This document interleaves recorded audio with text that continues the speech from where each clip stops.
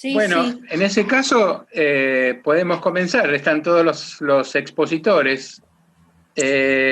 Simplemente para poner en marco las charlas, recordemos que, bueno, la planteamos bajo el título de composición y contraposición en la política argentina.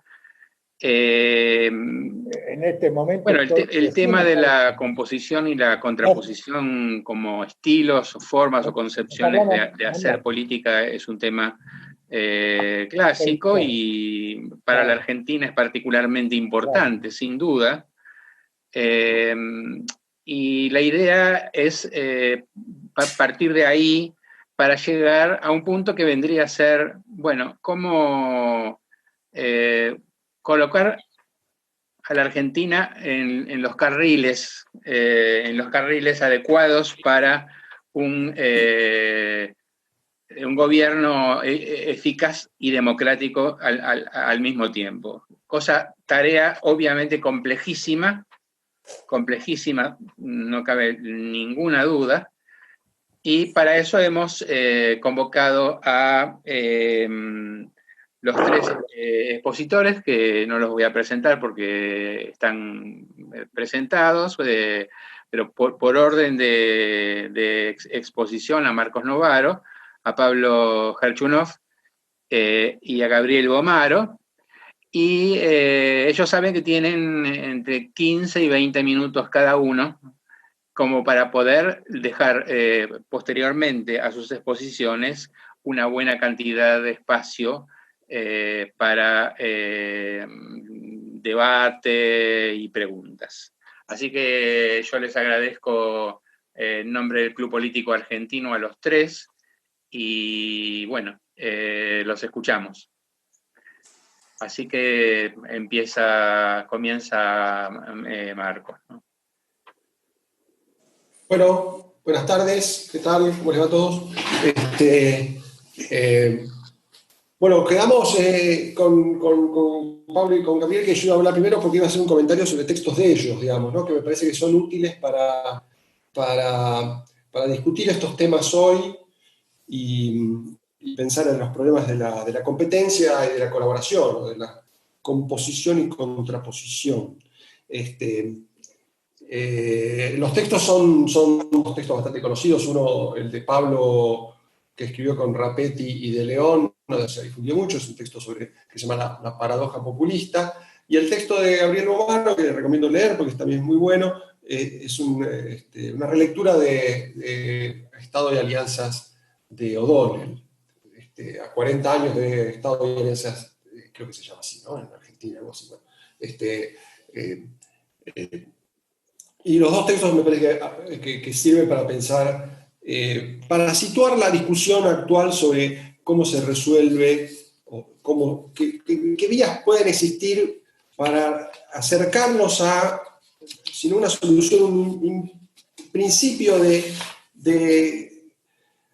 composición de condiciones para el acuerdo, o los acuerdos, digamos, ¿no? Algo muy modesto, digamos, ¿no? Cómo podemos encaminar, digamos, la democracia argentina hacia algo parecido a la convivencia. Más o menos es la pregunta, digamos, y bueno, me parece que tiene mucho que ver con dos temas que se discuten en estos textos, que son la naturaleza de nuestro populismo y de nuestra recurrencia populista, y las bases sociales de la competencia política, ¿no? Y bueno, por eso yo voy a tratar. Y me parece que además gira alrededor de toda esta cuestión, que me parece que es una pregunta que está flotando en el ambiente político y también en el ambiente académico, por lo que se ve, que es, digamos, Argentina tiene un evidente problema de inestabilidad. Ese problema de inestabilidad obedece a algunos rasgos persistentes, porque viene por lo menos de mediados del siglo pasado, ¿no? Entonces, uno podría preguntarse, si esto es tan persistente, no tiene una base estructural, y la base estructural no tiene que ver con la irresolución de un conflicto. Hay un conflicto latente o presente, ese segundo momento, que está irresuelto. Entonces hay que resolver ese conflicto. Esa idea es una idea que en realidad efectivamente la formularon por primera vez hace más de 40 años, yo diría. En realidad los primeros que escribieron sobre esto, creo yo, son Ditela y compañía, digamos, ¿no? Ditela ya escribió un texto, digamos, creo que a fines de los años 50 sobre algo de esto, digamos, ¿no? Era una cosa muy, hace muchos años. ¿Dónde estaba esta idea de, bueno, hay un empate irresuelto, digamos, ¿no? Entonces, la idea es que ese empate tiene que resolverse, ¿no? O sea, hay una falta de hegemonía, se planteaba en esos años. Ese fue el modo en que eso se popularizó, digamos, ¿no? Como un problema de falta de hegemonía. Y esa idea del empate después inspiró la sociología política de Portantiero, de Laclau y obviamente de O'Donnell, ¿no? Más bien, digamos, en la versión contemporánea de esto está la idea de que en realidad tal vez lo que está complicando las cosas es la pretensión de desempatar, ¿no? De que haya finalmente una resolución definitiva de los conflictos. Cuando las democracias pluralistas viven de no resolver nunca los conflictos definitivamente, ¿no? O sea, los conflictos no se resuelven definitivamente, se componen, ¿no? Los conflictos no se resuelven, no se genera una hegemonía perdurable, sino que el sistema los procesa, los desactiva, ¿no? Va generando transitoriamente algún tipo de fórmula de compromiso, de composición. Entonces, la primera pregunta que yo me haría, y que me sirve mucho el texto de Gabriel sobre O'Donnell, es si la búsqueda del desempate, del last man standing, ¿no? O sea, la idea de vamos a llevar los conflictos hasta el punto en el que solamente quede un bloque, y ese bloque imponga la hegemonía, cualquiera sea, ¿no? Esa idea es una idea muy clásica, y esa idea parece ser un elemento muy difícil de compatibilizar con la democracia pluralista, ¿no? O sea, es muy difícil. Y la pretensión de resolver las cosas, de desempatarla, uno podría rastrearla en la historia argentina y decir, bueno, esa es una de las fuentes de nuestra difícil convivencia, ¿no? Porque el desempate en realidad se produjo un montón de veces y nunca sirvió. No es que no hubo desempate hubo varios, para distintos lados, todos desempataron el partido y no lograron nada, digamos, ¿no? Entonces uno podría decir, bueno, se equivocaban estos autores, digamos, ¿no? Bomaro argumenta en forma ambigua sobre este punto. Entonces, la primera crítica que yo quisiera hacer, y después Bomaro, si se quiere defender o no, puede hablar lo que quiera, Gabriel, ¿no? Pero es que es un poco ambiguo, Gabriel, porque por momentos Gabriel lee esto de O'Donnell y dice, bueno, sí, este es un problema que no ha tenido solución, digamos, por eso el texto es tan actual. Y por momentos uno diría, bueno, esa actualidad es tal que, y Bomaro lo dice, ¿no? Los conflictos de hoy son los mismos que entonces. O sea, vivimos todavía en los mismos conflictos que describe O'Donnell cuando habla de las alianzas alternativas entre distintos grupos de la burguesía que tienen sus aliados en clases subalternas y que se bloquean mutuamente, ¿no? Entonces, Bomaro reivindica esa idea de O'Donnell, dice, el problema radica en una dinámica conflictiva en la que ninguna de las partes tiene poder suficiente para imponer una hegemonía durable. ¡Pum! ¿Ves? Ahí es mortal, digamos, ¿no? Entonces, si la situación es la misma hoy, entonces hay que ir por la hegemonía definitiva. Y ahí las cosas van a estar claras, digamos. Yo diría esa es la versión Laclau, digamos, ¿no? O sea, es la versión, acá hay que reconstruir la hegemonía.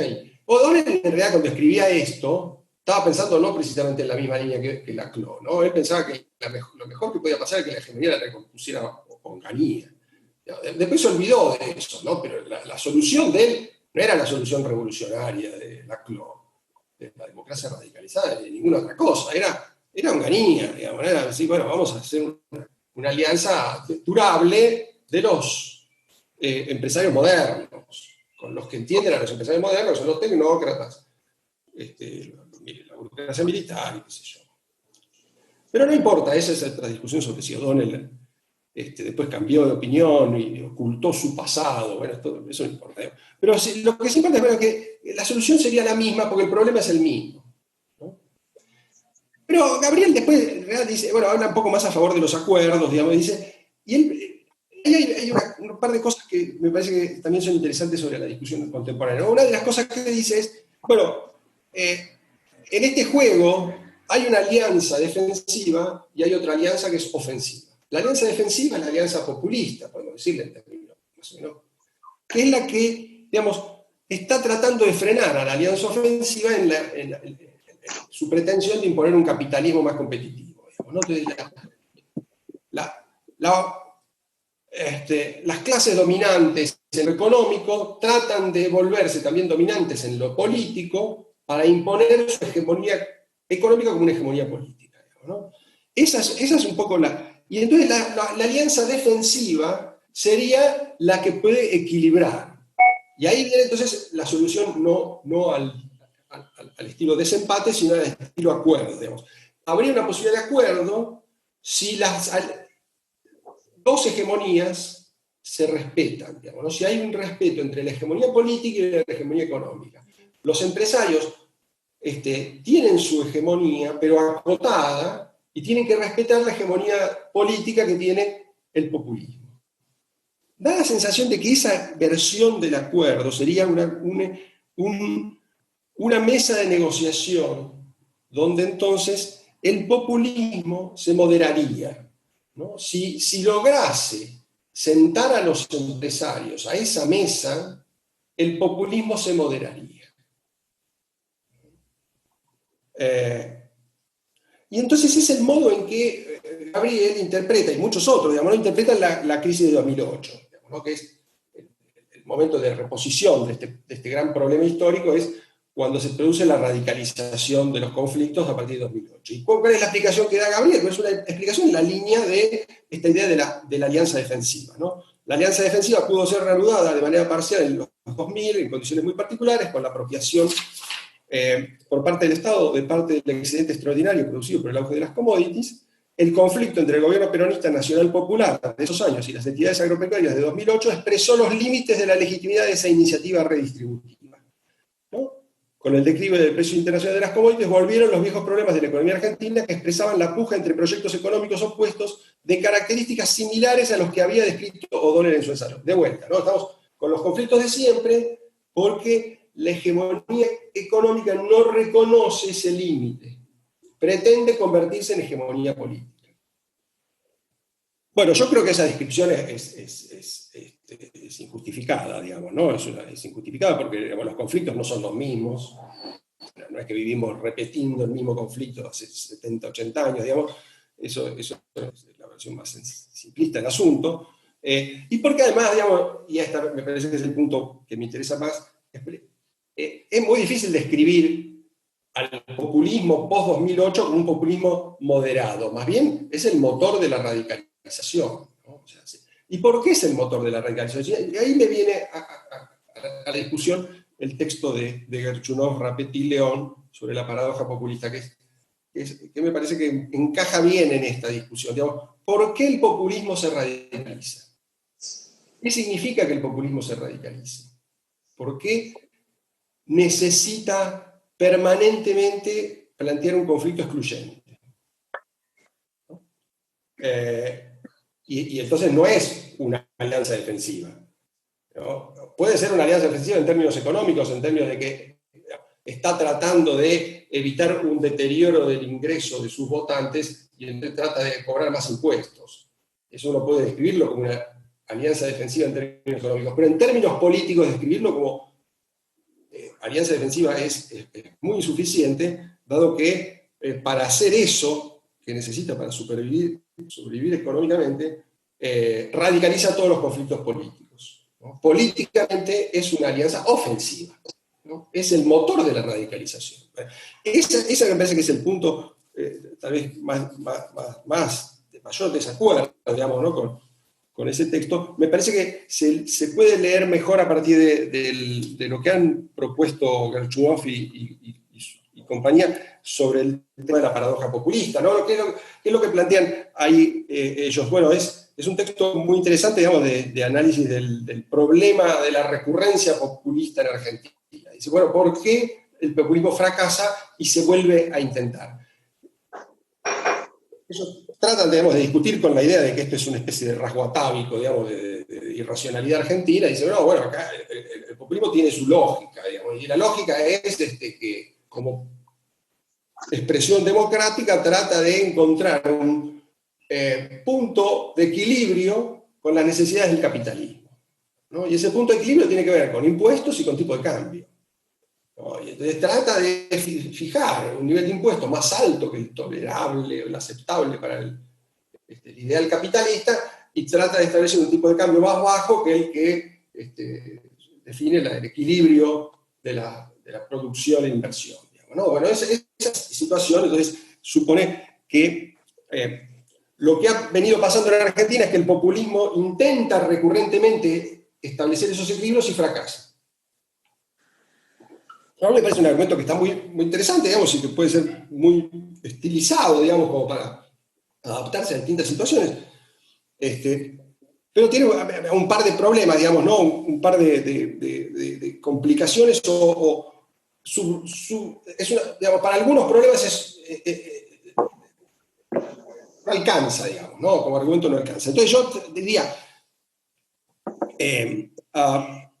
efectivamente hay un problema de composición entre economía y política en Argentina, ¿no? O sea, la composición básica que hay que lograr, que es la que falta, y recurrentemente falta, es una entre economía y política. Ok, eso me parece que es un dato de este argumento que está muy bien, digamos, está bien señalado. Por ahí hay que avanzar, digamos, ¿no? Ahora, ¿cómo describen esa composición? Me resulta insuficiente, porque de vuelta aparece el problema de la dominancia, digamos, ¿no? O sea,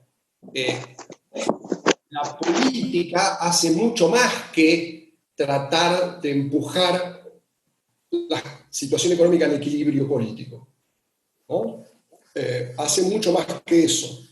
La política interviene sobre la economía de un modo mucho más exhaustivo, intenso.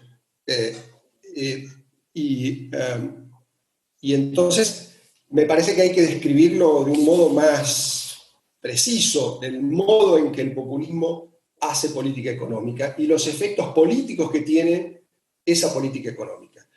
Efectos políticos que de vuelta me parece sirven para entender la dinámica de la radicalización, es decir, la imposibilidad de componer. ¿Qué es lo que pasa con eso? O sea, uno de los aspectos en los que la descripción me parece insuficiente es que efectivamente el populismo trata de ganar elecciones distribuyendo. Y distribuir significa aumentar impuestos y significa poner el tipo de cambio lo más bajo posible para que los salarios en dólares sean lo más alto posible. Perfecto, eso es muy comprensible. Ahora, lo cierto es que cuando el populismo sube los impuestos, sobre todo cuando lo sube a la producción y a las exportaciones, está elevando el tipo de cambio, eleva el tipo, no lo baja el tipo de cambio de equilibrio económico, sino que lo eleva, porque le impone costos extra a la producción, la inversión y sobre todo las exportaciones. Entonces, esa situación me parece que hay que entenderla, digamos, ¿no? O sea, la dinámica entre las necesidades políticas del populismo y las necesidades económicas de un capitalismo medianamente sano, no solamente son difíciles de componer, sino que en ciertas ocasiones, que se repiten en el caso argentino, se alejan, ¿no? O sea, las necesidades se alejan, no solamente no se encuentran, no se equilibran, sino que las tensiones se van agravando. Entonces, es cada vez más alta la devaluación que es preciso hacer para que sea viable exportar en un país que le cobra tantos impuestos a las exportaciones, ¿no? Entonces, este me parece que es un buen ejemplo de cómo el populismo político puede tener éxito al mismo tiempo que fracasa económicamente. O sea, el populismo en Argentina no es solamente un recurrente fracaso económico, es un recurrente éxito político. Y su éxito político no está separado del fracaso económico. En alguna medida, esas dos cosas de estas maneras, azarosamente, variablemente en la historia, se han ido componiendo. No hay solamente contraposición entre los problemas de la economía capitalista y los problemas de la democracia en Argentina, sino que hay una composición. ¿La composición cuál es? Que la decadencia económica es funcional al éxito político del populismo. ¿Sí? En la medida en que esa dinámica le permite al populismo distribuir desde la política todo aquello que la sociedad demanda y que la economía le va a quitar. Marcos. En la medida en que la política haga ese trabajo, es funcional al proceso de empobrecimiento y deterioro económico. Entonces, Marcos. Sí, yo ya estoy terminando. Entonces, yo diría que si eso es así, si uno encuentra esta funcionalidad, puede darle una explicación más estructural al problema de la radicalización. La radicalización no es efecto de las intenciones malignas de un actor que pretende quedarse con todo, que pretende dominarlo todo. No es el fruto de una ambición personal, de una voluntad. La radicalización es el efecto estructural de una dinámica de competencia política donde el populismo necesita convertir su oferta, que es una oferta progresivamente cada vez más baja de satisfacciones económicas, en la única oferta viable, es decir, la única opción disponible. Eso requiere de una operación de exclusión de las alternativas, de desactivación de las alternativas. Y eso se logra con radicalización. Entonces yo no diría que es lo deseable el juego de buscar el desempate, el triunfo definitivo de una de las dos opciones. No me parece que eso sea el único horizonte, pero tampoco me parece que haya que ignorar el hecho de que nuestra dinámica de competencia no es equivalente de los dos lados. No hay dos polos de radicalización, hay uno solo, y es el polo populista el que se radicaliza. El que lleva adelante una dinámica de exclusión de las alternativas es el polo populista, por una razón estructural, no por la maldad de los actores, no porque Cristina se quiera quedar con todo. Es la lógica de su proyecto político. Bueno, esa es mi intervención. Yo les agradezco y disculpen si me extendí demasiado. Bueno, gracias. Si me escuchan, le damos la palabra a Pablo y adelante. Gracias, muchas gracias. Muchas gracias por la invitación. Veo gente que hace mucho que no veía, no solo por la pandemia, hace mucho tiempo que no los veía. Cuando escribimos La paradoja, que fue muy bien descrita por la exposición de Marco, me acuerdo que días después me vino a la cabeza un libro del 43, creo, que se llama La tragedia del movimiento obrero de Stendhal, de Adolf Stendhal. Ya que hablamos de viejos libros, quiero decir, y de viejos artículos, ¿no? Y me acordaba de un párrafo que lo fui a buscar y dice así: siempre que existe un equilibrio de las fuerzas de clases, él estaba hablando de eso, el funcionamiento sin estorbos del mecanismo democrático depende de la sabiduría política de las partes en lucha. Repito, depende de la sabiduría política de las partes en lucha. Si la democracia ha de sobrevivir, es preciso que ambas partes reconozcan que siendo la una tan fuerte como la otra, ninguna de ellas puede esperar derrotar a su antagonista y que reconozcan también, dice Sturmland, que una continua y despiadada guerra social pondría en peligro el sistema democrático en que viven. ¿De qué habla Sturmland en la tragedia del movimiento obrero? De la experiencia trágica de 1918 a 1939. ¿Y qué quiero decir con esto? Quiero decir que efectivamente el sistema político competitivo no requiere que todos estemos de acuerdo. Es efectivamente así. Pero hay ciertos momentos críticos, ciertas coyunturas críticas en la historia en donde algún mecanismo de cooperación para ponerse de acuerdo sobre las reglas del juego son cruciales. Es inevitable que ocurran a menos que terminemos efectivamente en una tragedia, como dice el libro. Por eso el libro es el fundamento, uno de los fundamentos del funcionamiento de la socialdemocracia, que nunca negó después el conflicto. Simplemente quiso ponerse de acuerdo sobre reglas del juego básicas que, ahora creo que faltan en la Argentina desde hace bastante tiempo. No digo tan atrás como el peronismo, no digo más atrás que el peronismo, digo desde hace mucho tiempo.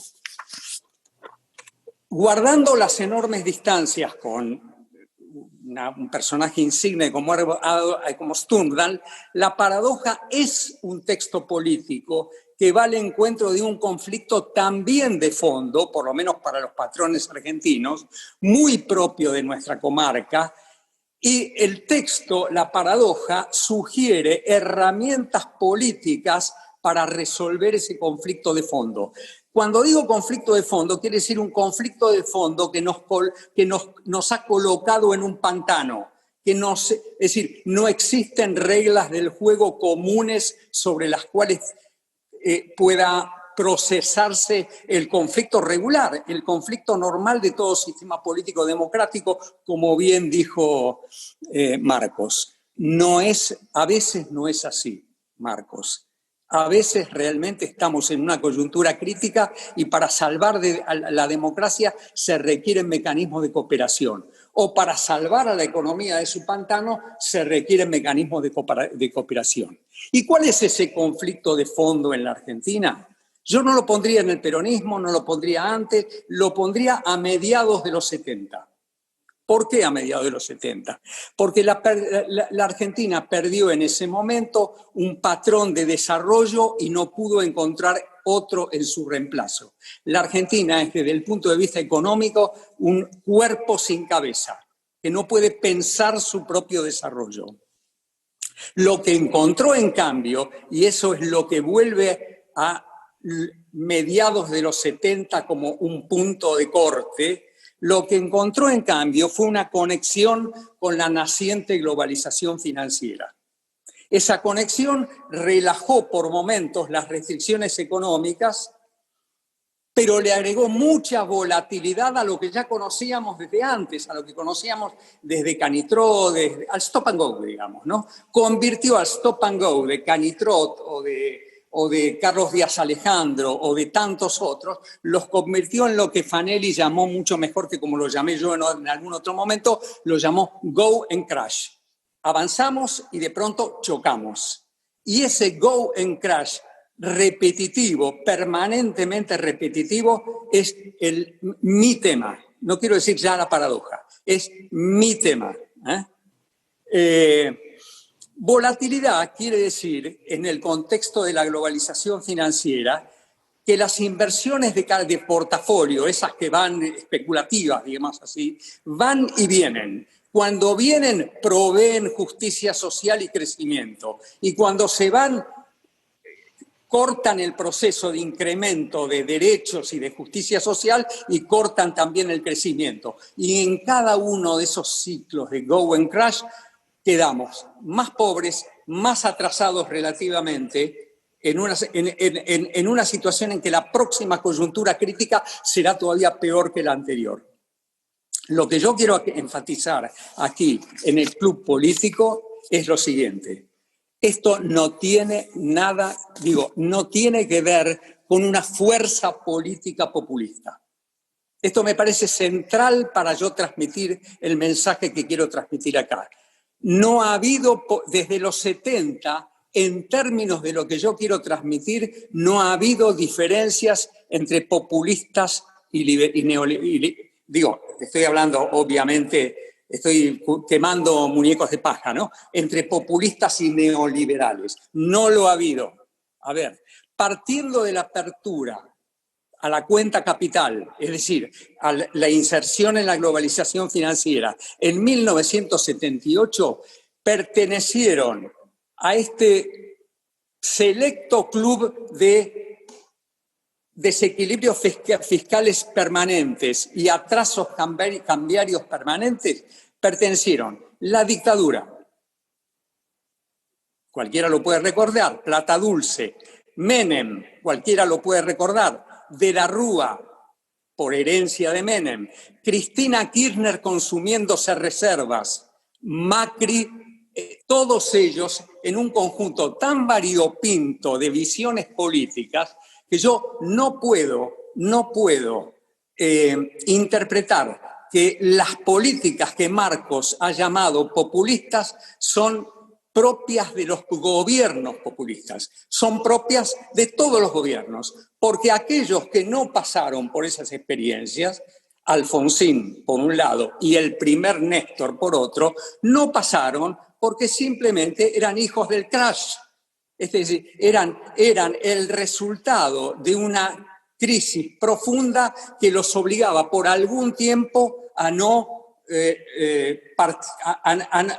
salirse del club del tipo de cambio bajo y los impuestos altos. Me acuerdo que Surruil decía siempre que estaba orgulloso del tipo de cambio real alto, y yo le decía, pero Juan, vos estás orgulloso de un tipo de cambio real alto solamente porque te obligan las circunstancias de la crisis de la deuda.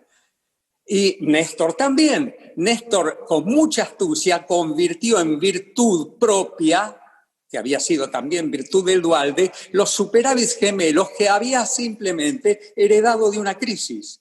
Lo que quiero decir es que en términos de política económica, lo que se llaman incorrectamente desde mi punto de vista políticas populistas son políticas de un arco muy amplio,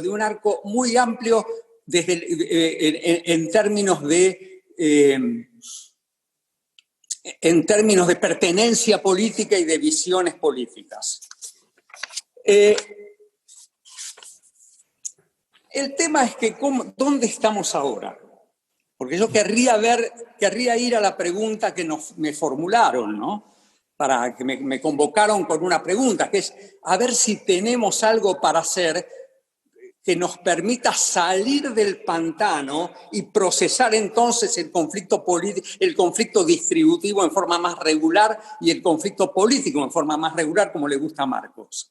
Estamos ahora en medio de la pandemia y a poco de que el presidente Alberto Fernández cumpla un año. El ruido de corto plazo es ensordecedor y cada día es más dramático desde una perspectiva sanitaria y de una perspectiva económica.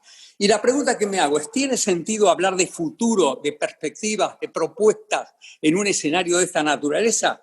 Yo le diría, vamos a intentarlo. Y una cosa que yo hago todo el tiempo es tratar de intentarlo. Mi frase favorita en ese sentido es, el escepticismo es la haraganería de los intelectuales. Así que está bien para escribir un paper, está mal para pensar la realidad. Digo, voluntad política, quiero decir.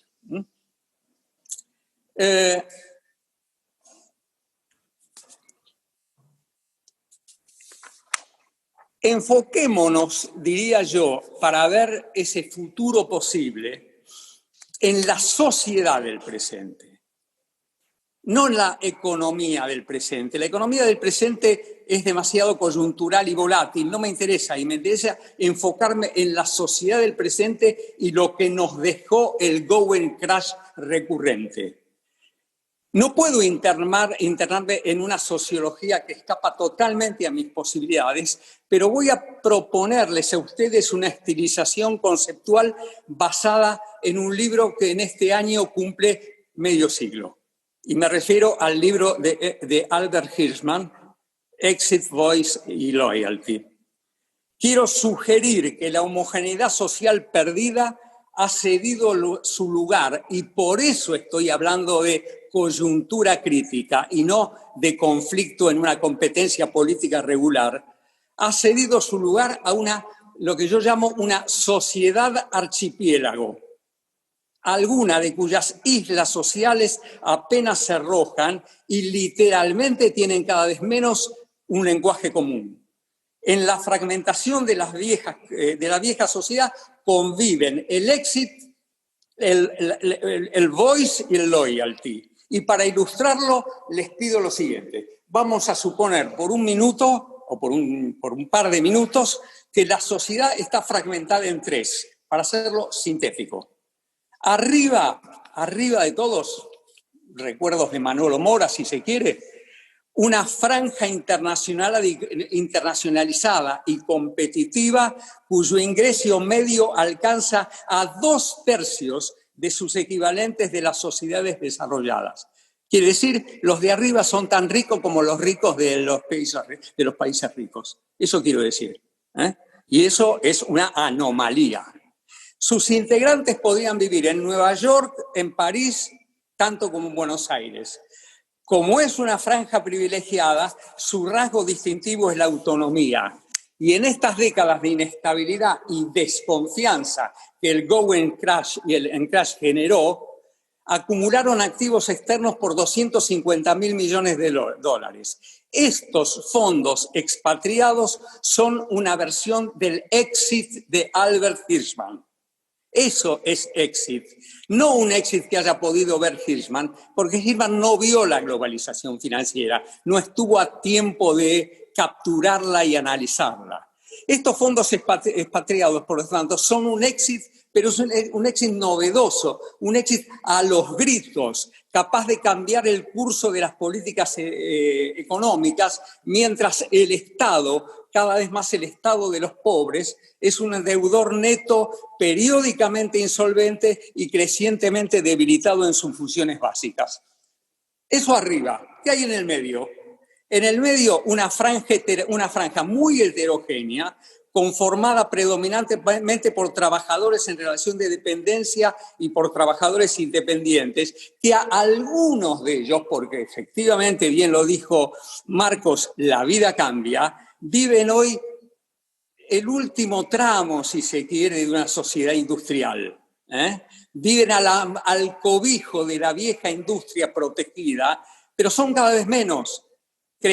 Nacieron en los 30, crecieron con Perón y hoy están en el ocaso. Esa franja vive periculosamente. Esa franja sube y baja sus ingresos según la fase del ciclo económico, según el go y según el crash. Y difícilmente sus integrantes hagan fortuna o caigan en la pobreza crónica. No pueden hacer éxito. Están anclados al destino de la nación. Pero su voice, justamente porque se ha convertido en un sector tan heterogéneo, tan distinto a aquella vieja sociedad homogénea, digamos de los 60, digamos de los 50, pero su voice los asemeja a una torre de Babel. Hablan 20 idiomas distintos. Y abajo los pobres. Abajo los pobres, en un número asombrosamente creciente. ¿Cómo se hace para la pregunta? ¿Perdón? En un número, digo, asombrosamente creciente, el 50% a las orillas de la gran ciudad de Buenos Aires. Megalópolis de pobres. No tiene sentido, es completamente racional que no crean en el progreso material, que no crean en la modernidad. No están casados, ni siquiera entienden qué quiere decir modernidad. Si en un rapto de optimismo supusiéramos que la productividad argentina se incrementara al 2% anual, dentro de medio siglo apenas se habrán movido en el paisaje social que estamos viendo hoy. Por lo tanto, se quedan en casa, hacen lo que pueden, no tienen una esperanza de progreso, una esperanza material, no pueden construir así una ética de la paciencia.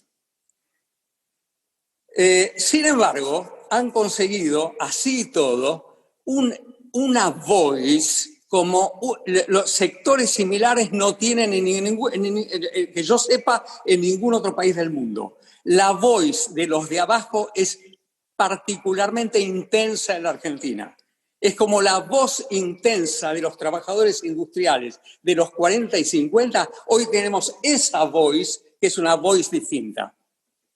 Entonces yo digo que si este es el despliegue, exit arriba, voice como suma de voces incomprensibles en el medio y voice intensa y novedosa abajo, para poder convertir al archipiélago en tierra firme, para que las islas se toquen, hace falta en esta coyuntura crítica, no siempre, Marcos, no siempre, hace falta un tratado de paz. Yo digo que la Argentina está en esa coyuntura crítica en que hace falta un tratado de paz. Un tratado de paz como por supuesto que siempre alguien gana, a ver si se entiende, ¿no? Yo no estoy diciendo vivimos en el mundo angélico sin conflicto.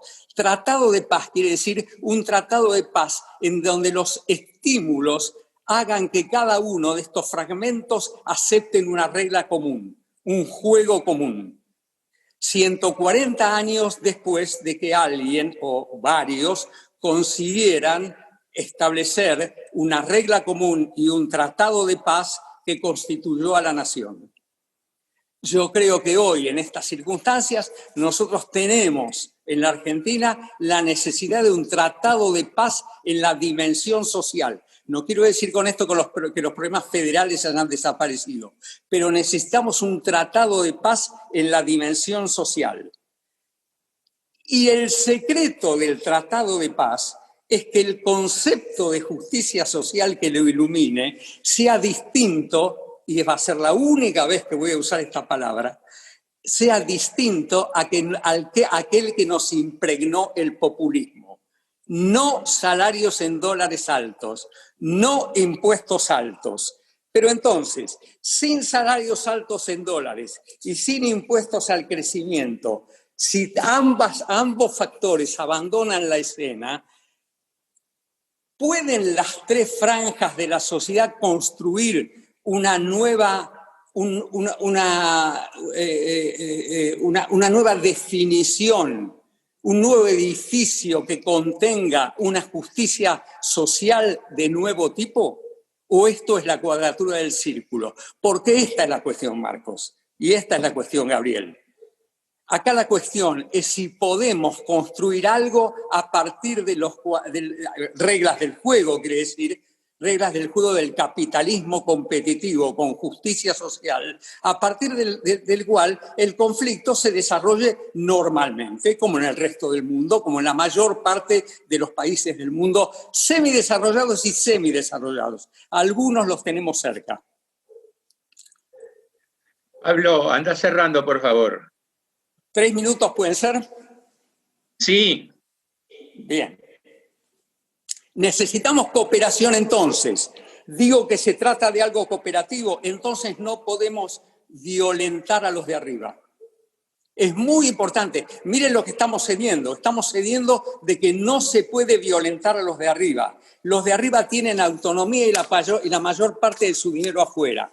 Por lo tanto, han hecho exit y no los vamos a atraer a menos que los atrayamos realmente, a menos que convoquemos, palabras del Papa, su amistad social, es decir, un nuevo loyalty con la nación argentina que hoy tienen muy debilitado.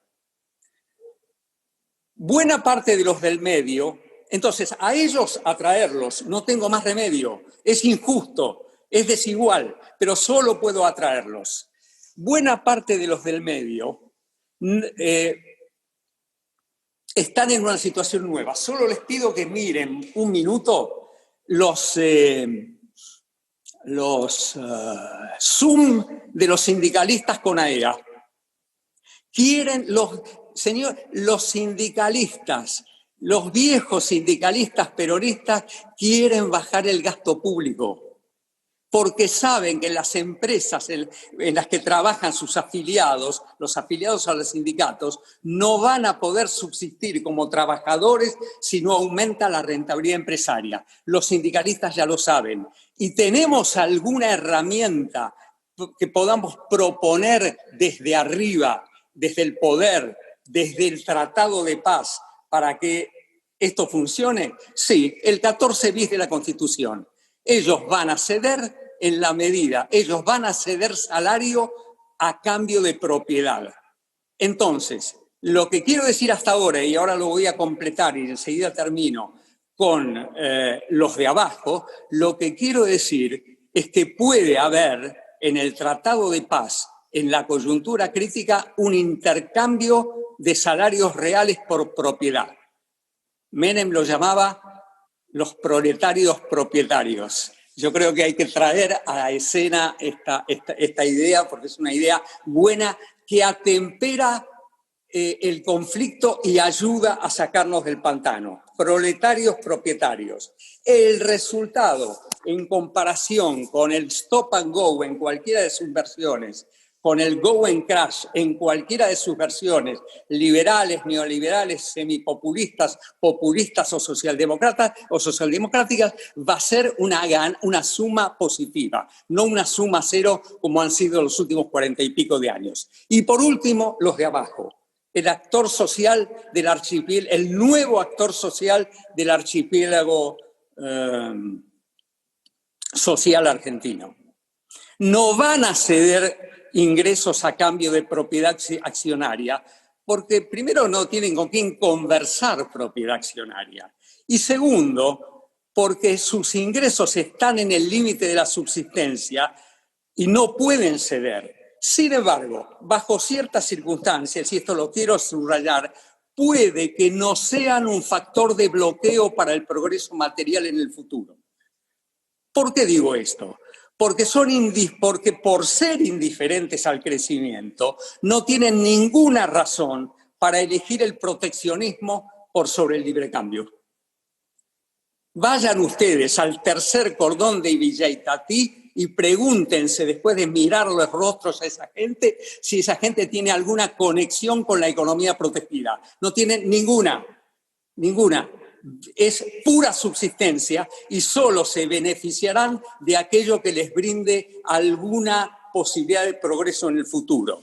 Pero como dije que esa posibilidad de progreso a futuro al 2% anual da prácticamente inmovilidad en el largo plazo, yo lo que creo que sería interesante incorporar como segundo intercambio. El primero es el intercambio entre trabajadores y empresarios. El segundo intercambio es el intercambio entre Estado y sectores sumergidos. ¿Qué quiero decir con esto? Quiero decir que además de que los sectores sumergidos no tienen ninguna vinculación ni emocional ni material con la economía cerrada, tampoco tienen un vínculo ni material ni emocional con el gasto público, salvo con aquel gasto público que sirva para asistirlos en todo el largo tránsito en que es necesario. Entonces, ¿qué estoy diciendo aquí? Bajemos la propiedad estatal y aumentemos la propiedad pública. Bajemos la propiedad estatal y aumentemos la propiedad social. Ese es en el Tratado de Paz la propuesta que yo creo que deberíamos ir armando en este tercer estamento, que es el estamento de los sumergidos. Lo que he dicho hasta ahora no es una propuesta retórica. La recuperación de la amistad de los de arriba, el intercambio voluntario de ingresos por propiedad en el medio y menos propiedad estatal y más propiedad social, me parece que es un eje posible para pensar. Un eje posible para pensar en un futuro de cooperación a partir del cual el conflicto no sea un conflicto dramático que nos devuelva al pantano. Caminando por la cornisa del presente, se pueden tener otras propuestas, pero siempre de intercambio de este tipo, cada propuesta vale, cada interrogante vale, cada respuesta vale. Yo creo que sirven, y no me tomen al pie de la letra, lo importante es la idea de intercambio, la idea de precios relativos para crecer, no precios relativos para distribuir una redistribución voluntaria de la propiedad. Y a partir de allí, a alguno de ustedes se le puede ocurrir que con estas mismas ideas hay otras propuestas de política concreta más interesantes que la que yo les he transmitido. Gracias. Bueno, gracias, Pablo. Y le damos la palabra a Gabriel. Bueno, muchas gracias. Gracias, Tito, por la invitación. Ricardo también por la invitación. Un placer estar aquí con ustedes. ¿Se escucha bien? ¿Sí? Perfecto. Me gustaría comenzar con lo que tenía pensado plantearles y en todo caso, por ahí, durante la exposición, responder algunos de los puntos muy agudos que planteó Marcos, porque creo que ese texto, digamos, y mi planteo tiene más que ver con un intento de reconstruir el escenario sociopolítico y la economía política de ese escenario, más que con atribuir a ciertos actores o a ciertas lógicas políticas toda la responsabilidad a favor o en contra de los problemas del país. Así que digo, y además creo, y ahí creo con lo que sostiene Pablo, digamos, acuerdo con eso, que es necesario pensar no solamente, por supuesto, los ejes del conflicto, sino también en este contexto argentino tan complejo, los problemas, en mi caso, van a ser más que las soluciones, pues me confieso un poco Aragán en los términos de Pablo, los problemas para encontrar soluciones a este escenario de bajos incentivos para la cooperación y de bajos incentivos para salir de un escenario recursivo de crisis económicas y sociales. El primer punto que me gustaría digamos, redefinir en cierta medida es esto que se nos dio como disparadores respecto de la mesa, que tiene que ver con cómo restaurar las bases del orden político republicano en el país como condición para entrar en un sendero de económico próspero y de equidad. Y a mí me parece que no creo, digamos, no creo que debamos pensar las salidas políticas de este contexto complejo en el que estamos hace muchos años en términos de restauración. Me parece que hay algunas novedades del ciclo político argentino de las últimas décadas, con una historicidad diferente, sin duda, que no vale la pena desechar y que vale la pena valorar en lo que tienen para aportar de positivo, y luego en la segunda parte voy a referirme a los problemas que están asociados con algunas de estas novedades, y insisto, para quienes quieren ya desconectarse, no voy a dar ninguna solución, así que lamento que en ese punto va a ser una exposición que no llegue a un final feliz, de esos que me reprochaba a Marcos que yo quiero construir.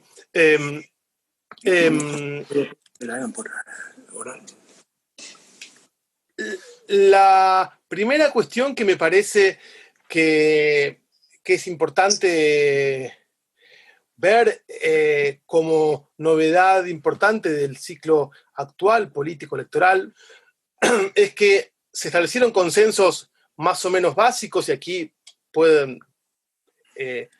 anticipo que puede haber, en cada cosa que yo diga puede haber probablemente algún tipo de, o grandes desacuerdos y zozobra, pero para eso supongo que me invitaron.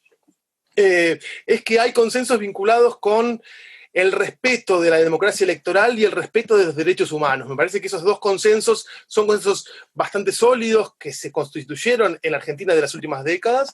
Me parece que esos consensos, por supuesto, que hay coyunturas en las que se pusieron en crisis, que hay actores que buscan forzarlos o hasta erosionarlos, en cierto sentido actores más o menos marginales, pero que los protagonistas centrales de la política en el país, que las élites políticas e intelectuales en general, de uno y otro campo, más allá de usos a veces facciosos de los contenidos de estos dos acuerdos, han jugado siempre de este lado de las reglas de juego y han sostenido consensos vinculados con derechos humanos y con el respeto de la vida y de las libertades civiles, y han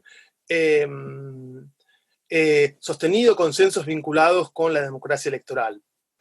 Sobre este último punto, me parece que no es poco importante mencionar que en los últimos 5 años ha habido 2 momentos de alternancia política entre fuerzas de signos opuestos, y que más allá de maniobras efectistas o de sobreactuaciones de muchos profesionales del comentario político, fueron transiciones procesadas de un modo institucional más o menos normal, y asimismo que a pesar de momentos de aguda crisis económica y social, uno puede mencionar de lo que sucedió en Argentina entre el año 2018 y finales de el 19 y lo que sucede en los últimos meses, ha habido relativa paz social y relativa gobernabilidad política, y uno puede pensar que la fuerza no peronista que terminó su mandato en términos normales, lo terminó en un contexto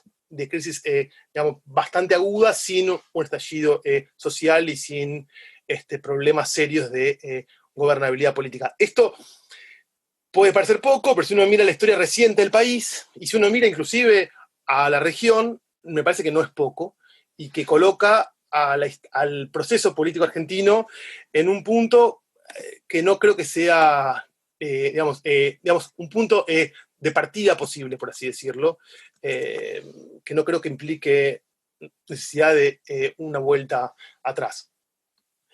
Y luego hay 2 novedades recientes que son más ambiguas, que tienen sus dimensiones, por así decirlo, ordenadoras y democráticas, y sus dimensiones desestabilizadoras y complejas, a las que me quiero referir ahora. La primera novedad tiene que ver con que por primera vez en la historia argentina moderna, por así decirlo, uno puede pensar que hay 2 coaliciones político-electorales alineadas tanto sociológica como ideológicamente en el eje clásico izquierda-derecha. Por supuesto, uno puede decir que son coaliciones muy heterogéneas entre sí, que tienen adentro un poco de izquierda, un poco de derecha, y tienen adentro un poco de populismo y un poco de republicanismo, como lo había históricamente en los partidos más tradicionales, pero al mismo tiempo, y que por supuesto estas coordenadas se combinan con el clivaje peronismo y no peronismo. Pero si uno mira, digamos, en trazos gruesos, tanto las preferencias de políticas como los apoyos sociales, las coaliciones sociales, creo que hay 2 bloques políticos que compiten con el poder, que expresan programas más o menos legibles en estos términos, y esto, más allá de las opciones que tome cada uno al respecto, que no es aquí lo importante, me parece que se basa primero en el surgimiento por primera vez, que es un poco lo que yo intento tematizar en el texto que Marcos ha comentado, el surgimiento de un partido de centro-derecha competitivo, algo que no tenía la Argentina en su historia desde los años 30 para aquí, y la reconstrucción de un peronismo que tomó banderas progresistas. Uno puede decir, lo hizo de un modo maniqueo, de un modo forzado, pero en todo caso, digamos, estas dos realidades establecen coaliciones alineadas programáticamente, que esto tiene, creo yo, en términos democráticos, tiene 2 grandes efectos. Uno primero es que establece o minimiza las sorpresas asociadas con el voto. Uno puede pensar que hasta los últimos 10 años el voto por un partido anticipaba poco en términos de opciones políticas, y el peronismo y el radicalismo habían cobijado en su interior progresismo, socialdemocracia y neoliberalismo, como decía Pablo, con igual hospitalidad, dependiendo de coyunturas, necesidades, urgencias. Me parece que hay preferencias en términos de políticas y en términos de preservación del electorado núcleo que alinean y que minimizan sorpresas vinculadas con esto. Y en segundo lugar, que es un modo de procesar preferencias basadas en cuestiones normativas y preferencias y, digamos, intereses acorde con una democracia electoral más o menos sólida. Esto también permite salir de un problema que habían identificado muchos estudiosos desde los años 90, diría sobre todo, que es el tema de la indiferenciación política. ¿Qué pasa cuando las ofertas electorales se parecen demasiado? Y eso había producido alienación política, votantes retraídos, voto bronca, crisis de representatividad, en fin, muchos fenómenos que han sido estudiados ya y que digamos, tienen poco que ver con las coordenadas en que se maneja el conflicto político en la actualidad. Y la segunda cuestión vinculada con esto es que hay una cierta perdurabilidad de las coaliciones, hasta ahora por lo menos, que han sido resistentes a las derrotas electorales y a inclusive, bueno, puede decir, fracasos en términos de políticas o de proyecto económico. Uno puede pensar que en el 2015 la coalición que deja el poder tiene problemas, se desarma, pero se recompone y su núcleo duro, por así decirlo, permanece más o menos incólume, y lo mismo podría decir con la coalición que deja el poder el año pasado. Ambas coaliciones dejan el poder con problemas económicos severos, con problemas sociales severos, sin haber podido llevar a cabo aquello que reclamaban en todo caso, y sin embargo se sostienen estas dos coaliciones, lo cual yo diría rompe con un ciclo de tendencia refundacional de cada presidente que llegaba al poder. Creo que en ese punto me parece que Macri fue el último presidente, si esto se mantiene, que llega al poder creyendo que va a refundar digamos, el país sobre las bases de las cenizas de su predecesor en términos de movimiento político. Y esto creo que si es aceptado, procesado por los actores, podría ser un principio de construcción de un escenario común en el que al no poder esperar que el adversario se disuelva, digamos, desaparezca de la escena política, se quede marginado a ser un actor testimonial, quizás eso crea incentivos para un reconocimiento del adversario y una escena política un poco más amable para la, digamos, el encuentro de políticas comunes, por así decirlo.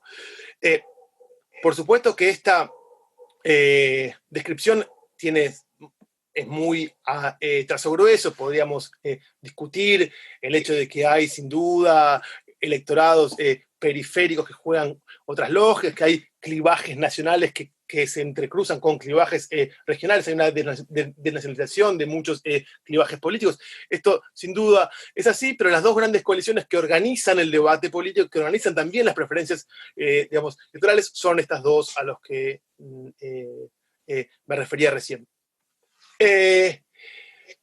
¿Cuáles son los problemas de estas novedades de la política argentina, que tienen, como decía recién, algunas buenas nuevas respecto de cómo se procesa el conflicto político? Una primera cuestión básica que ha sido mencionada bastante, que coincido con lo que Pablo mencionaba respecto de los problemas que eso trae, que es que ninguna de las dos coaliciones pudo ofrecer una solución económica, sustentable, inclusiva socialmente y viable políticamente para los problemas de la Argentina. Digamos, las dos coaliciones terminaron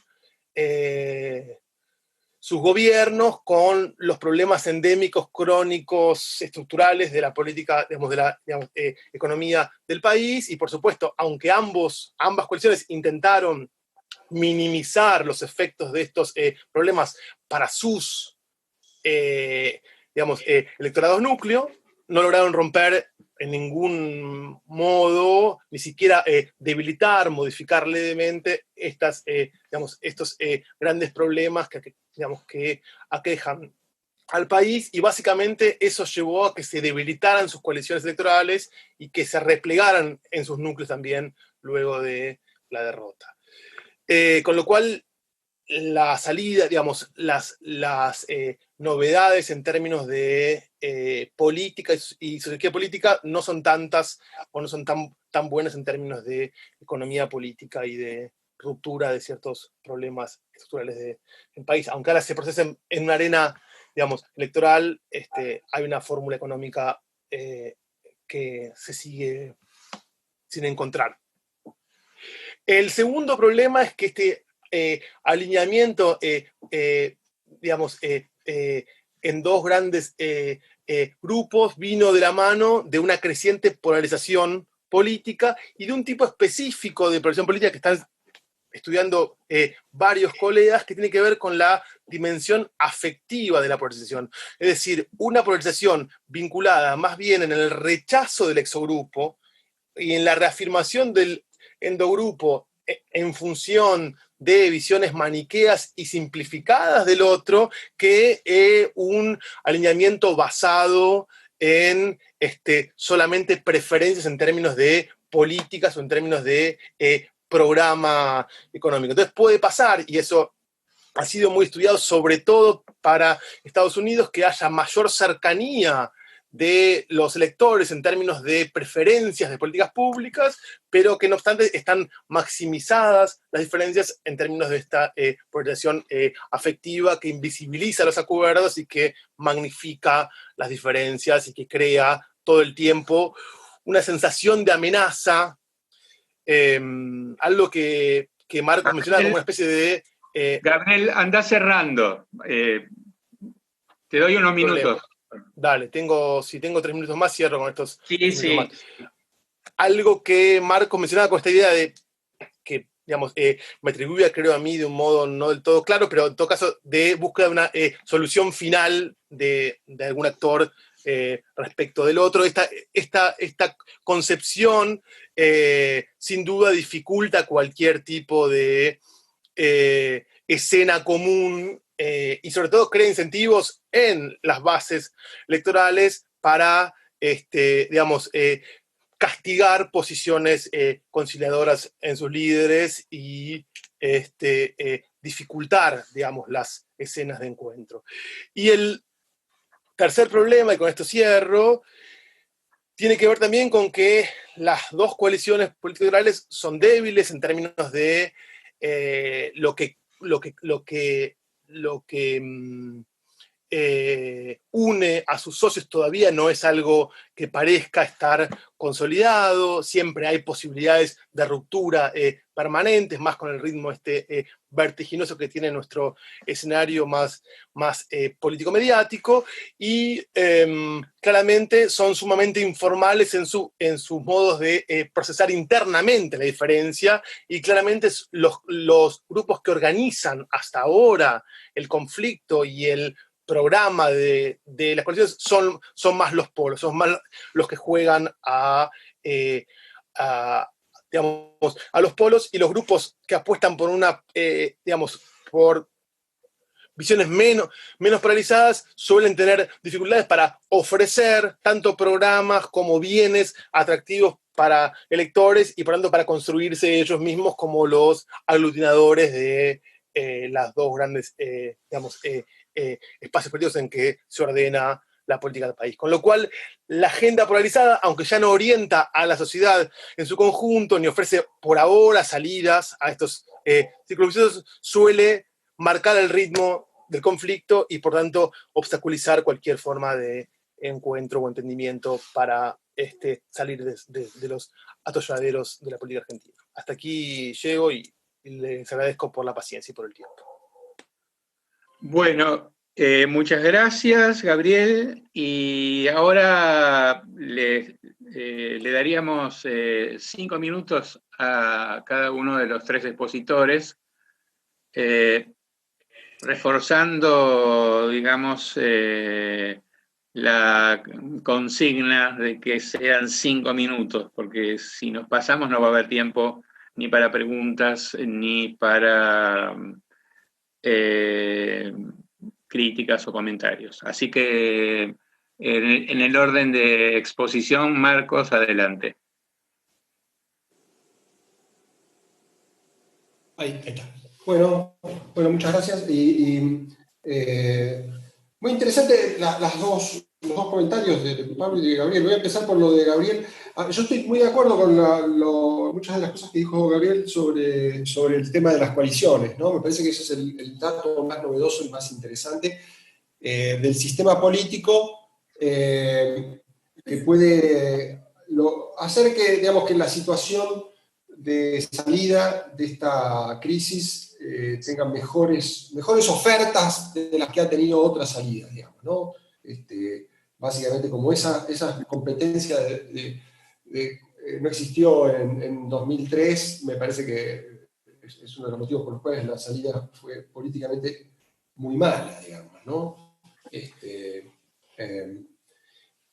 Me parece que justamente la presencia de las dos coaliciones es la que alienta la competencia hacia el centro. Ahí hay problemas, digamos, ¿no? O sea, algunos lo señaló Gabriel, y yo estoy de acuerdo,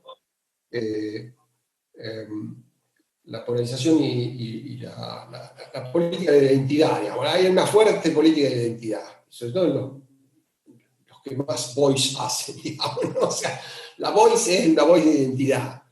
Y es terrible, eso está... Ahora, la dinámica de las dos coaliciones es muy diferente, digamos, ¿no? La dinámica, y ahí entonces vuelvo con lo mío, vuelvo con este asunto de la grieta no tiene dos costados iguales.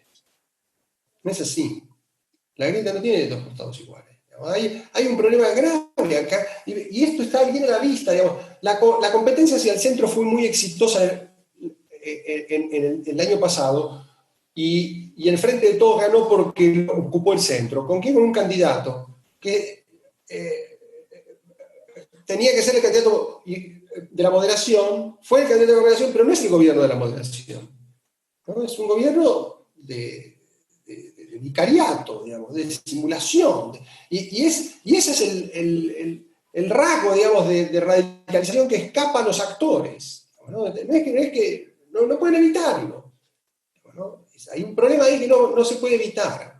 No es culpa de Alberto, ni siquiera es culpa de Cristina, esto es la dinámica de los acontecimientos. Esto no puede detenerse, digamos, es un proceso de radicalización que no puede detenerse. La competencia va a sobrevivir y estas dos coaliciones van a lograr que sobreviva el juego electoral, y entonces el juego electoral de alguna manera va a volver a recentrar las cosas, porque en 2021 y en 2023 van a ganar los que ocupen el centro. Y el falso moderado le va a costar vender de vuelta la misma mercadería, digamos, ¿no? O sea, vos ya lo vendiste una vez, ya lo podés. Entonces, bueno, hay que ver si el juego electoral supera el descalabro, digamos, ¿no? O sea, el descalabro puede ser mucho más dramático y inmediato. Por ahora uno podría decir, sí, los moderados de la oposición sin hacer nada, no es que han hecho gran esfuerzo, han ocupado el centro porque los demás lo abandonaron, digamos, ¿no? O sea, ahora eso va a seguir siendo así. La dinámica de crisis y la radicalización llevan a que ese juego electoral por ahí no sea tan fácil, digamos, ¿no? La formule, porque estoy revisando aquí el chat y no habría. No, dije, cedo en general para el debate cual fuere, digamos. No. Sí. Empiecen por donde empiecen, digo, no hay problema. Bueno. Tito, sí. Te quiero pedir algo, o les quiero pedir a todos algo. como yo tengo algunas dificultades para leer las preguntas, entonces me gustaría si se pueden formular en voz, digamos, en voz alta. Sí, sí, por supuesto. Estoy viendo... Mira, en realidad, a ver, espero que no ser considerado un tramposo. Acá hay alguien que te hizo una. Yo tengo otra para vos. Alicia Cuñarro pregunta a Pablo, ¿cómo ves el aumento de la propiedad social a expensas de la disminución de la propiedad estatal?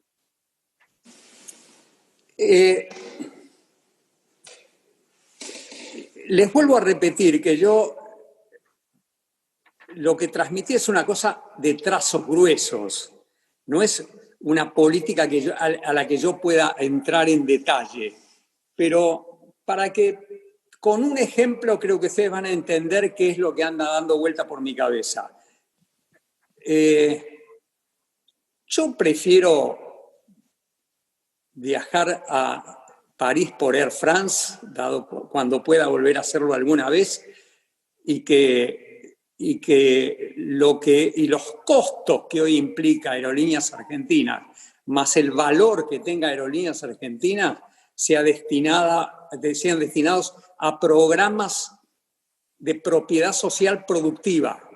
Esto es, a incorporar a los más sumergidos al proceso productivo, ¿no? Al proceso social y productivo.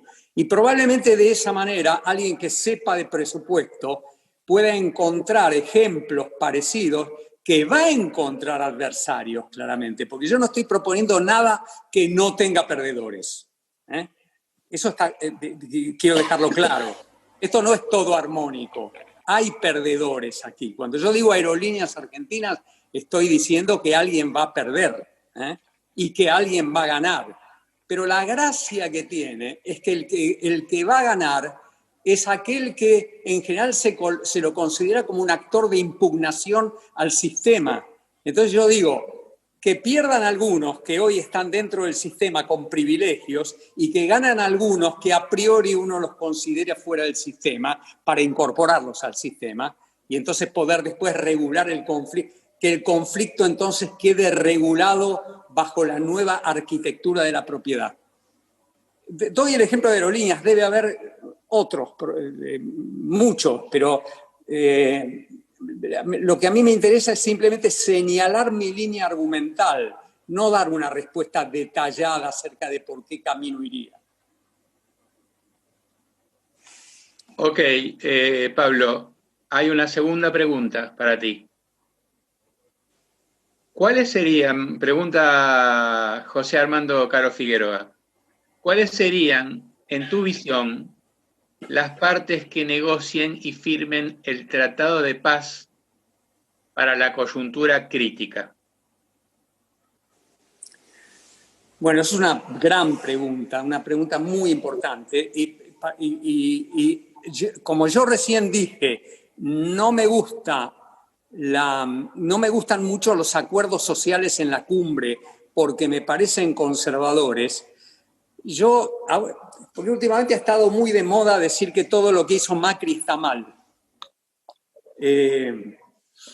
Y yo tengo la impresión de que si uno descentraliza, pero eso, Armando, vos lo sabés mucho mejor que yo, si uno descentraliza negociaciones para cambiar las reglas, las reglas del trabajo, ¿no? Los mecanismos de funcionamiento del mercado laboral, pero descentralizadamente, me parece que uno se puede encontrar con ejemplos del tipo de Toyota, del tipo de lo que fue la negociación por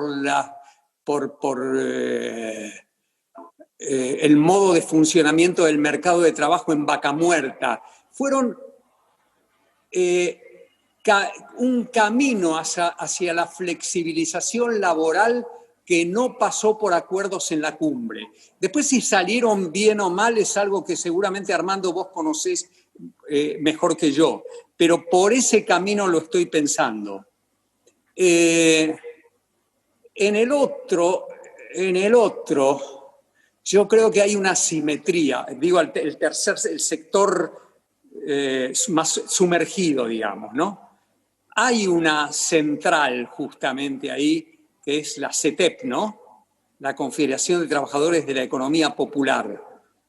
Ahí lo veo más asimétrico, ahí veo más una iniciativa de la política que es muy difícil que sea rechazada como tal. Yo quisiera ver, también tomando el ejemplo de Macri, cómo funcionó la ley de emergencia social que firmó Stanley con la CETEP y cómo funcionó la regularización, el proyecto de regularización dominial para que haya vivienda digna para obviamente terminó en la nada por la crisis, vivienda digna para un par de millones de personas en un proyecto que me pareció ambiciosísimo, muy interesante y que yo creo que hay que mirarlo de nuevo para ver si por ese lado se puede ir. Pero digo, en ese caso me parece que la iniciativa es estatal y me parece que el interlocutor no puede descentralizarse. Me da la impresión. No sé si te contesto con eso, Armando.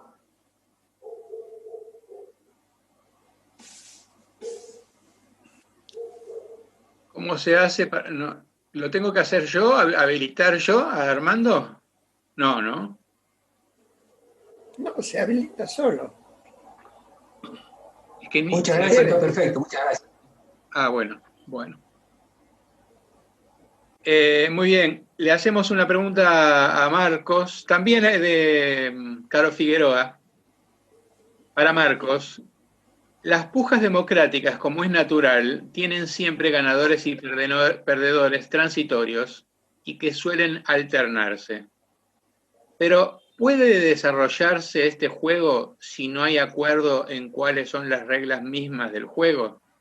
O sea, si no hay un compromiso leal con la Constitución Nacional. Bueno, sí, a eso apuntaba yo con mi comentario sobre las dificultades de la cooperación cuando hay un conjunto de debates sobre la constitucionalidad de políticas, decisiones, reformas en danza que ponen en suspenso todo lo demás, digamos, suspenso. Todo lo demás puede seguir desarrollándose, pero la verdad es que nosotros tenemos en este momento algo que es parecido a lo que se vivió ya en el segundo mandato de Cristina Kirchner, digamos, ¿no? O sea, una cantidad de conflictos, una cantidad de conflictos sobre la constitucionalidad de medidas de gobierno que van a definir en qué condiciones se sigue el juego político, en qué condiciones se sigue la discusión, incluso la competencia electoral, digamos, ¿no? Entonces, me parece que estamos en esa situación. No es casual que volvamos a esa situación después de que inicialmente el Frente de Todos se presentó como una versión moderada, reconciliadora, ¿no? La idea venimos a calmar las aguas, digamos, ¿no? Y bueno, eso no es así, digamos, ¿no? Eso fue una promesa incumplida de moderación y de convivencia. Ahora, de todos modos, yo creo que es probable que estas dos cuestiones se desarrollen en simultáneo. Los conflictos de constitucionalidad van a llevar bastante tiempo en resolverse. Mientras tanto, vamos a tener oportunidades electorales que en parte van a debatir eso, pero en parte también van a debatir de vuelta la ocupación del centro político. Y eso me parece que es la condición para que haya nuevas oportunidades de acuerdo, digamos, ¿no? Ahora, yo sinceramente sobre el tema de los acuerdos no quisiera insistir en comentarios negativos, digamos, ¿no? De ser así, aguafiesta, agorero, pero Pablo recién citaba las políticas sectoriales de Macri. Muy bien. Se puede también hacer referencia a políticas del estilo de otros gobiernos, ¿no? Que en general, ¿cuál es el problema que han tenido? Que son todas políticas donde el que pierde es el Estado, digamos, ¿no? Son acuerdos donde hay grandes costos, ¿no? El que ofrece las condiciones para que eso sea posible es el sector público, ¿no? O sea, financia eso. Porque siempre, finalmente, de lo que se trata es bajar impuestos, ¿no? No es que los acuerdos son no es solamente que los acuerdos son difíciles en Argentina, son caros. Es muy caro, porque al sector público les es muy caro lograr que esos tipos se sienten y que se pongan de acuerdo y que haya más o menos previsibilidad. Y lo logran a medias. Y como lo logran a medias y es todo incierto, el costo fiscal es siempre muy elevado, inmediato, porque vos tenés que dar premios extraordinarios. Entonces, esas son las condiciones del acuerdo sectorial en Argentina hace mucho tiempo. Esto es así desde la época de Perón. No es para nada nuevo, es recontra remanido esta cuestión, porque desde los regímenes especiales se inventaron hace 80 años. Y los regímenes especiales fueron el motor a través del cual se impulsó la industrialización argentina. Carísimo todo para el sector público, ¿no? Yo leí hace poco el libro de la historia de la Fiat. Es divertidísimo cómo cuenta el tipo, que es el delegado de la Fiat de acá, cómo cuenta cuando él va a las oficinas del gobierno peronista y se encuentra con un montón de tipos como él cazando subsidios. Dice, esto es un caos, no te escribe a Añeli, le escribe y dice, esto es un caos total, acá hay un montón de tipos cazando subsidios, hay que apurarse. Es desopilante. Pero eso no inventamos nada nuevo, digamos, ¿no? O sea, por eso yo lo veo como muy complicado lo de los acuerdos sectoriales. Bueno, gracias. Pablo, yo te hago una pregunta. Sí. Me gustaría saber cómo se conjuga lo que propones ahora con otra propuesta tuya reciente, de los últimos tiempos, ¿no? En la cual has insistido bastante, que es la coalición exportadora, digamos, ¿no? Y también, ¿cómo se conjuga con la propuesta, la propuesta de coalición exportadora con la propuesta de ingresos por propiedad social, ¿no? ¿Todo eso cierra bien a tu criterio? Yo estaba a punto de contestar automáticamente antes de que termines la pregunta que no se conjuga, porque en general lo que yo pienso hoy es bastante distinto a lo que pensaba hace 6 meses. Pero en este caso en particular te voy a decir que se conjuga, que justamente todo lo que dije hoy germina a partir de la idea de una coalición exportadora de base popular. Porque yo voy a resumir de nuevo lo que yo dije hoy. Yo dije, la Argentina redistribuye ingresos a favor de la coalición defensiva, llamémoslo así, a favor de los trabajadores, de los pobres, lo que fuere, ha redistribuido ingresos por décadas a través del mecanismo de los precios relativos. ¿Y qué eran esos precios relativos? Eran precios relativos anti-exportación y anti-crecimiento. Entonces, cuando yo me puse a pensar la coalición exportadora, me dije, para que sea exportadora de verdad, yo tengo que dar algo a cambio porque voy a estar quitando por la vía de los precios relativos. ¿Se entiende el punto que estoy haciendo? Quiero decir... Creo que sí, que se entiende, sí, sí. El salario, supongamos una situación como la de hoy.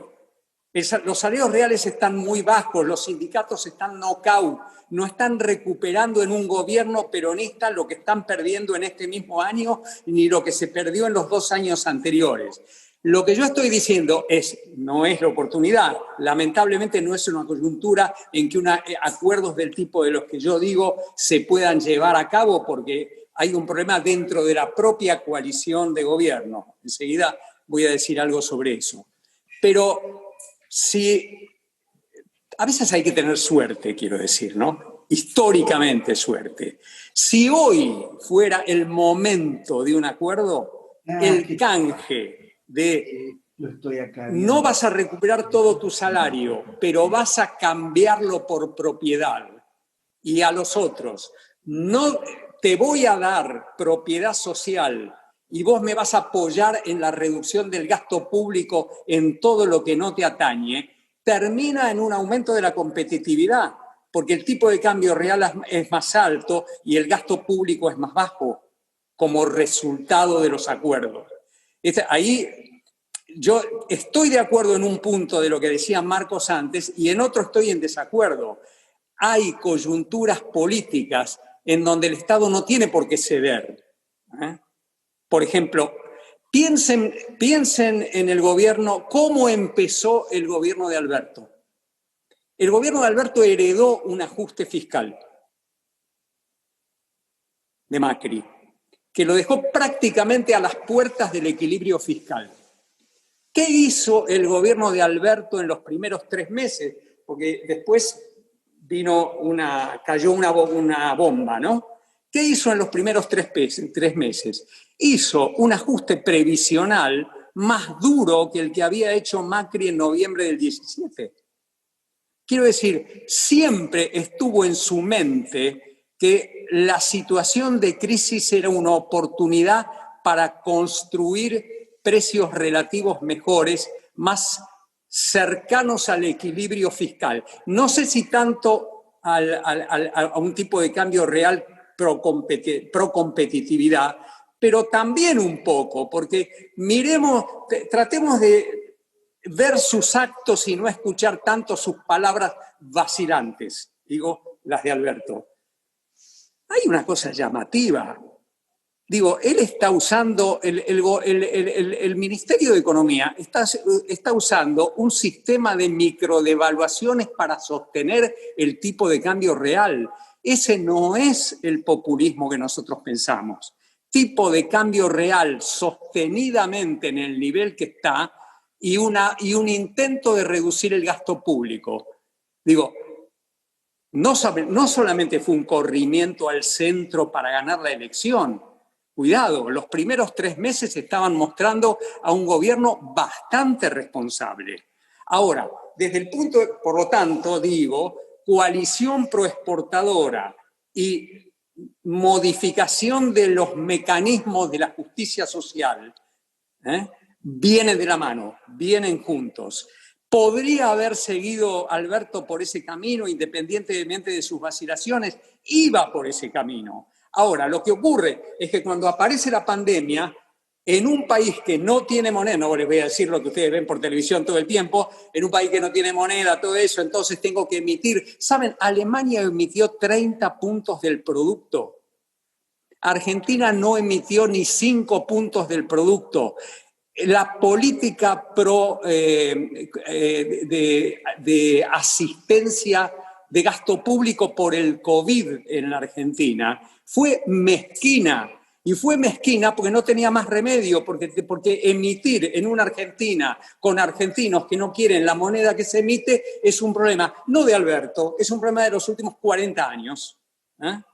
Entonces, quiero decir, como propuesta general, todo lo que yo dije hoy se llama coalición proexportadora para poder crecer. Todo lo que dije. Quiero decir, hay consistencia. ¿Había consistencia para seguir adelante por ese camino? La había. Es un contrafactual difícil de establecer que hubiera ocurrido sin COVID. Lo que sí estoy seguro es que sin COVID igual hubieran existido los desafíos a la Constitución de las que Marcos y Armando hablaron, ¿no? Eso creo que efectivamente es, en mi exposición, un punto que queda ensordecedoramente afuera, ¿no? Digo, es una debilidad muy fuerte de todo lo que yo estoy diciendo. Hay un recorte de la realidad, que es el recorte acerca de la Constitución, de la que yo no me ocupé. Y en general tengo una especie de tic, no me ocupo. Bueno, Pablo, gracias.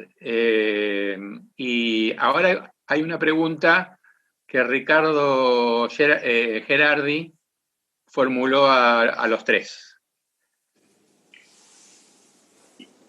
A nivel político, si el modelo del kirchnerismo es el modelo Santa Cruz, cooptar todos los poderes del Estado y subordinar al empresariado, ¿qué incentivos tiene para aceptar una propuesta como la de Pablo?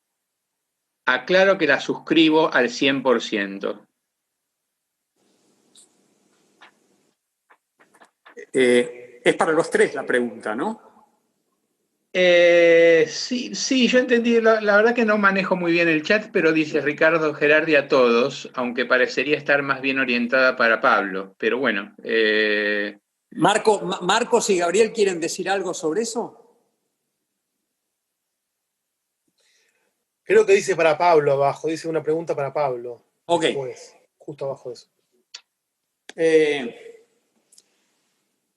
Lo que a mí me ronda en la cabeza es un puñal para Cristina. Es un puñal. Porque, sobre todo por lo de la tercera franja.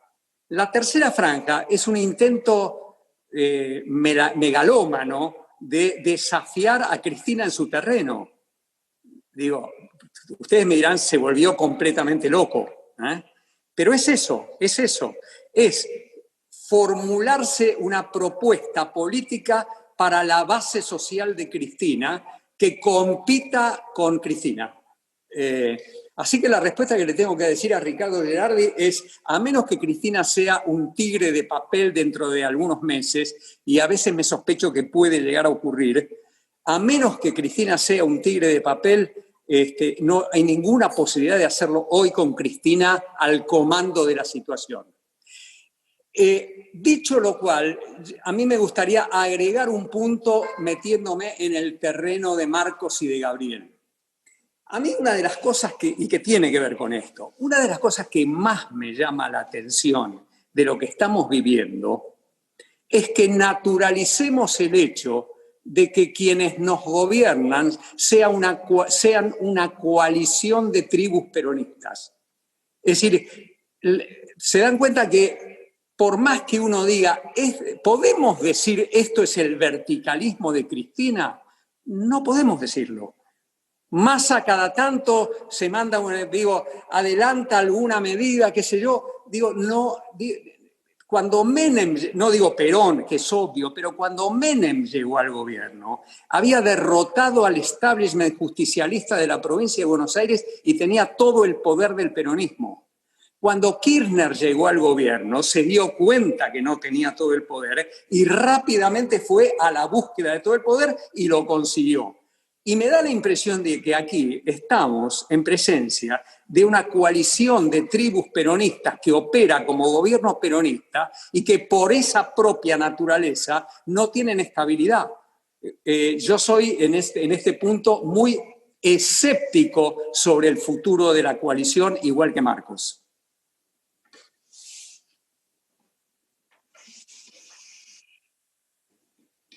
Bueno, ¿queda alguna pregunta? Porque la lista en el chat está agotada. Te pedí la palabra, Tito. Kramer había pedido, Kramer. Respetame que soy adulto mayor y en edad de riesgo. Tenés otras virtudes que justifican que te respete, Kramer. Así que adelante. Bueno, me llama la atención, o al menos esta es mi lectura, que acá, desde el punto de vista cultural y desde el punto de vista productivo, hay dos países, uno en el siglo XX y otro en el siglo XXI. Y desde ese punto de vista, me llama la atención que no se piense en lo que va a dejar la pandemia, no desde el punto de vista coyuntural, la gente desocupada, etcétera, etcétera, sino desde el punto de vista eterno. O sea, la educación ya no va a ser como antes definitivamente. Ya lo presencial y lo conectivo va a tener que estar juntos o nos vamos a volver a quedar en el siglo XX. Desde el punto de vista laboral, exactamente lo mismo. O sea, no va a quedar otro mundo, pero da también otro país. Ya las normas laborales que se oponen a la conectividad, que se oponen al trabajo a distancia, que se oponen a determinada forma de... no se van a poder sostener. Desde ese punto de vista, yo creo como Pablo, pero creo que no hace falta un acuerdo de paz, hace falta prácticamente una Moncloa. Hay que modernizar el país. Contra lo que sostuve muchos años de mi vida, lo único que está en el siglo XXI es la producción agraria exportadora.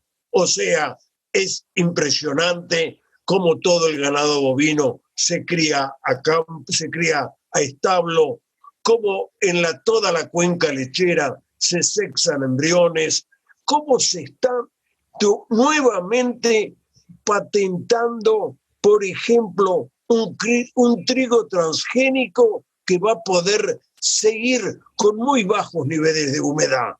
Como, por ejemplo, la FAO, contra lo que yo supuse siempre, y ahora me rectifico desde luego, sostiene que el productor agrario, en el sentido productor, no del marxismo, sino del capitalismo, en la Argentina es el que tiene mayor cantidad de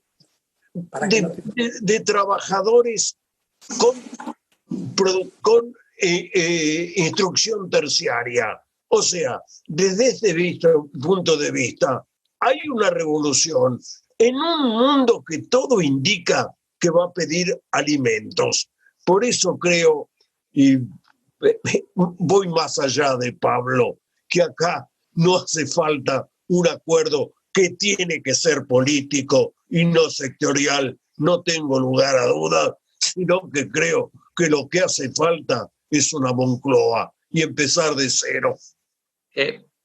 Carlos, bueno, ¿hay una pregunta contenida en tu comentario? ¿O es para... Esta es la pregunta. Si no piensan que después que bajen las aguas de la pandemia, como decían los gallegos en la época de la Moncloa, cuando bajen las aguas se verán quién está con bañador y quién con el culo al aire, no aparece indefectiblemente un nuevo país que nos va a obligar a modernizarnos. Marcos, ¿empezás vos?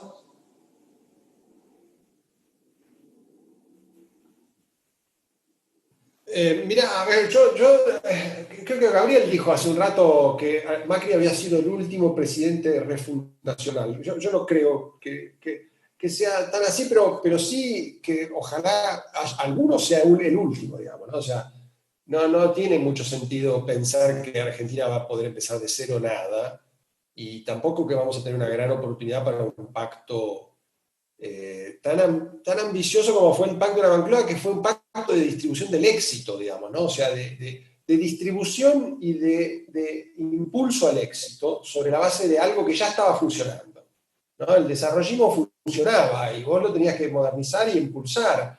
Lo potenciaste con Europa, digamos, tenías que hacer ese tránsito a partir de un éxito. Argentina tiene que construir sobre no un fracaso, una montaña de fracasos. Entonces, no tiene nada que repartir el tipo que tiene que hacer el pacto. Entonces, la verdad es que hay que hacer cosas muy modestas, ¿no? Muy modestas. Yo no me parece que la verdad que no veo que vaya a haber una gran oportunidad, ni tampoco que se vaya a poder movilizar grandes recursos. Ojalá se pueda algo que normalice la situación, digamos, ¿no? Normalice la situación en el sentido de que efectivamente las instituciones no están funcionando tan mal. Si uno compara la situación de la justicia, del poder legislativo y hasta de muchos ejecutivos, funcionan medianamente bien, y lo que tenés que hacer es que los actores no los destruyan. O sea, lo primero que tenés que hacer es que no haya tanta contaminación de actores enloquecidos haciendo cosas que son destructivas. Y empezar por lo básico, que bueno, pongamos de acuerdo en qué cosa es constitucional y qué cosa no es constitucional. Porque eso es lo más sorprendente. Vos tenés un poder legislativo que funciona estructuralmente con los mejores recursos de hace mucho tiempo. Tenés bancadas organizadas, no hay tanto borocotó dando vuelta, están muy bien organizadas las bancadas y los proyectos se discuten, se negocian, hay acuerdos legislativos que están funcionando. ¿No? Salió un montón de leyes por acuerdo. O sea, Argentina es incapaz de generar algo, no es cierto, es un cuento ese. Ahora, al mismo tiempo tenés una situación en la cual está en discusión qué cosa es una ley, si el chat de Cristina es mejor que el recinto del Congreso. O sea, ¿cuál es el procedimiento para reconocer una ley? No se sabe. ¿Por qué? Porque los actores están tan enloquecidos que han contaminado los mecanismos básicos de reconocimiento de qué es una ley. Esa es la contradicción que tenés. Y tenés que evitar esas contradicciones. Que se respeten los mecanismos básicos para hacer leyes. En un Congreso que, si eso se hace, puede funcionar bien. Si no salen locuras. Los proyectos que se aprueban no son... Locuras legislativas no tenés. Pero bueno, ahí en el medio tenés locuras constitucionales, digamos, ¿no?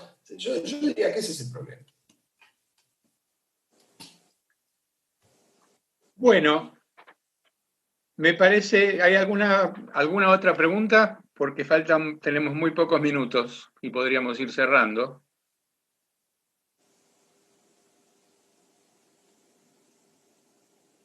Bueno, para Marcos, para Pablo y para Gabriel, en nombre del Club Político y de los socios asistentes, les agradezco y bueno, los esperamos en otra oportunidad. Un abrazo. Pedí que abramos los micrófonos y aplaudimos.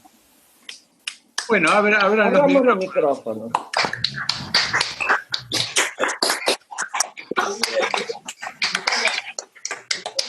Muchas gracias, buenas noches a todos. Gracias por la invitación. Hasta la próxima. Les agradezco mucho la Gracias, invitación. Gabriel. Gracias.